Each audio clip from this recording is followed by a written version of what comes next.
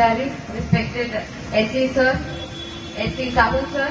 respected SDO Mahanti sir, respected JE Malik sir, एवं आम ए कामर कॉन्ट्रैक्टर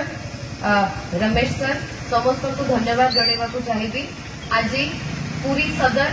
ब्लॉक रो समस्त उपस्थित जागृत एवं सचेतन नागरिक मान साधुवाद जनइबी आपण समस्त सहयोग रे आज आमर प्रथम उद्घाटन बहुत सफल भाव में पूरण होया विश्वास करुँ।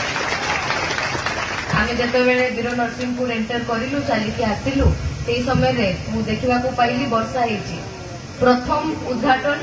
आसु आसु वर्षा है भावुची यहाँ गोटे शुभ संकेत ब्रह्मगिरी निर्वाचन मंडली सर्वांगीन उन्नति दिगरे आम समस्त मिलित उद्यम एवं जो सब पदक्षेप रही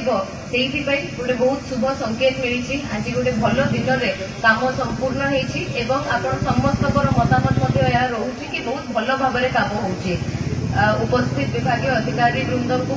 धन्यवाद जनइबाकू चाहिए एवं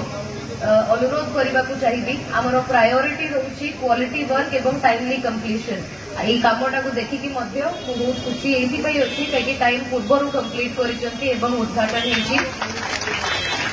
मोर यह आशा एवं विश्वास आपण मानू